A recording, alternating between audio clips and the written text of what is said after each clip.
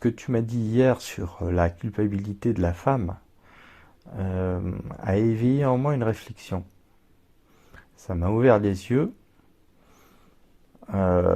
puisque tu m'as dit c'est à cause du péché originel qu'elle se rend coupable. Je voudrais juste préciser deux, trois petites choses qui sont une intuition, on va dire ça comme ça. On ne peut pas parler, je ne suis pas un théologien au sens fort du terme, mais il y a deux, trois trucs importants. Mais ça peut donner des lumières. La première chose qui est très importante, c'est que Dieu va donner à l'homme le jardin d'Éden et va dire deux choses à l'homme. La première, tu ne toucheras pas à l'arbre de la connaissance du bien et du mal. Donc c'est le seul moment où Dieu va nommer quelque chose de très précis dans le jardin.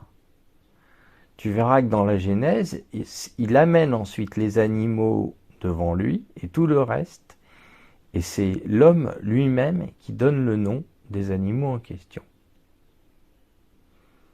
Puis, Dieu dit, il n'est pas bon que l'homme soit seul, endort Adam, et à partir de la côte d'Adam, crée Ève. Alors, il y a d'énormes interprétations sur la notion de côte, comme si finalement côte était un petit truc ajouté, c'est gentil, on endort le garçon, on prend une côte et on fait la nana à côté. En réalité, si on creuse un peu, c'est pas la côte, mais c'est à côté. Il y a juste, tu remarqueras, rien à voir. Il crée à ce moment-là, à partir d'un facteur, Adam, un deuxième facteur, une deuxième personne qui est Ève. Il y a une différence fondamentale entre les deux. Dieu a tiré l'homme de la terre.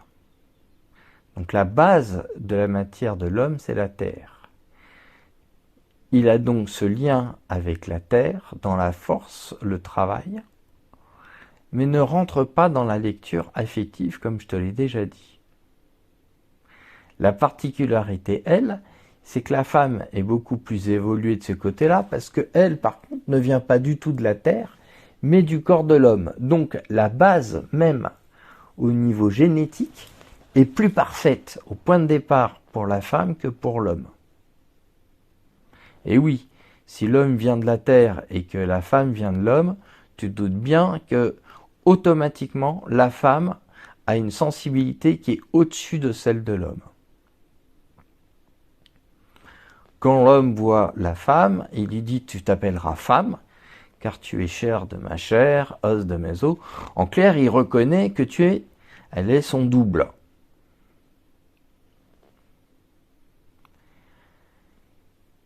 Ils vont faire les cons, je te fais pas de dessin,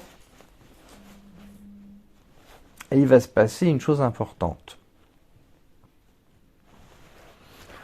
L'homme sera aveuglé par la femme sera aveuglée par le serpent, la malédiction sera donnée au serpent, et il va donner deux choses en malédiction à la femme et l'homme.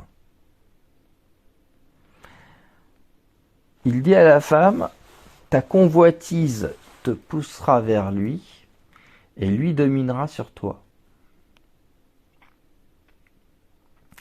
Alors, il faut bien comprendre ce que ça veut dire.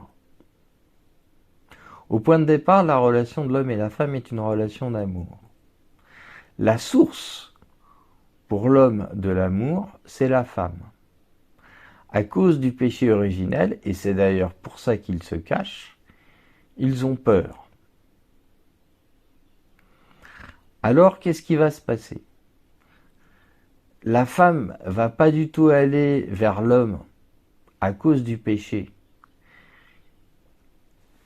à cause directement, attention, je suis au niveau du péché, Frédéric, à cause de l'amour, mais tout simplement parce que c'est sa source au point de départ, et donc c'est pas du côté de la convoitise parce qu'elle veut avoir quelque chose, mais simplement parce qu'il représente dans ses gènes une source qu'elle n'a pas.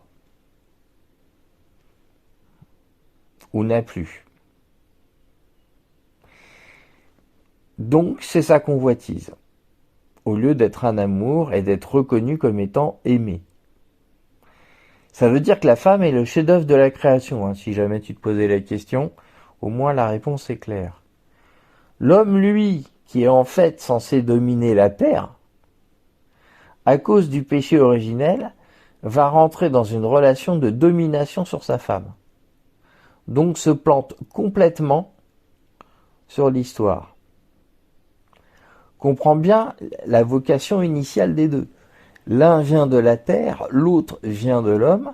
Il y a donc une perfection dans l'ordre de la sensibilité et dans l'amour qui est supérieure à la femme, mais à cause du péché et de cette dépendance de l'homme dans la source, à cause de l'amour, c'est la convoitise qui va le pousser vers l'homme et non plus l'amour quand elle a peur. J'insiste sur cette dimension. Et quand l'homme a peur, il revient en fait au point de départ, c'est-à-dire à la domination sur la terre, au lieu de rentrer dans cette relation d'amour avec la femme. Tu remarqueras également que jusque-là, à aucun moment nous avons les prénoms d'Adam et Ève. Une fois que tout s'est passé, Adam, donc l'homme, va donner le prénom à Ève en disant « Tu es Ève, la mère des vivantes. » La vivante. Donc malgré la malédiction, Ève va donner la vie. C'est un petit détail idiot là comme ça, mais il faut bien comprendre où on est quand même. Ça veut dire que même si effectivement le péché a tout cassé, la racine même de ce que Dieu a créé est toujours là. Donc c'est absolument extraordinaire de comprendre que l'homme reconnaît dans la femme qu'elle est source de vie. À ce moment-là, se rajoute autre chose, puisque tu le vois pour des jeunes, pour des enfants, il n'y a plus de distinction entre la vie et l'amour. C'est qu'après qu'arrivera la distinction, et après tu as quelques intellectuels idiots qui vont réfléchir en foutant une opposition entre les deux. Je te laisse trouver les noms, mais tu verras, tu vas vite les trouver.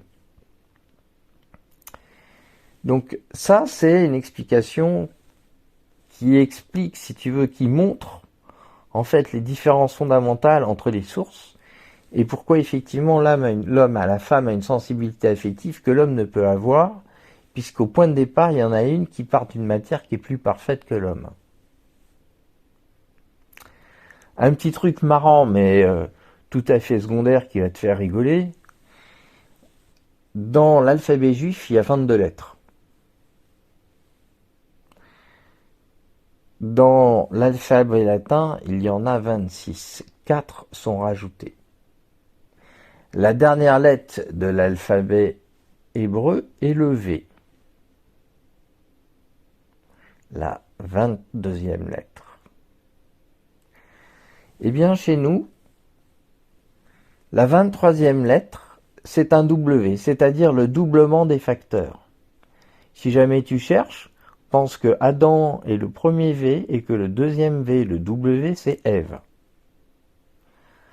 La 25e lettre, la 24e lettre, pardon, excuse-moi, est le X, c'est-à-dire la multiplication.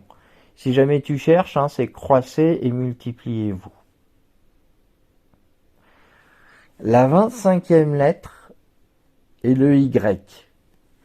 Partant de 2 points différents, on arrive à une unité enfin, qui est la descendance et la filiation. Et enfin, la 26e lettre est le Z, qui représente le point de départ, l'inversion des facteurs pour revenir au point de départ. Bref, les 4 lettres qui vont être ajoutées à l'alphabet hébreu parlent tout simplement de la différence entre l'homme et la femme, la complémentarité, la multiplication, la descendance et la génération qui recommence. Alors, ça peut te paraître un peu space comme explication. Crois-moi, j'y réfléchis très longtemps, parce que j'ai beaucoup travaillé là-dessus. Mais voilà, mais la petite lumière que tu m'as donnée sur la culpabilité de la femme à cause du péché originel, ça m'a permis de préciser 2-3 petites choses.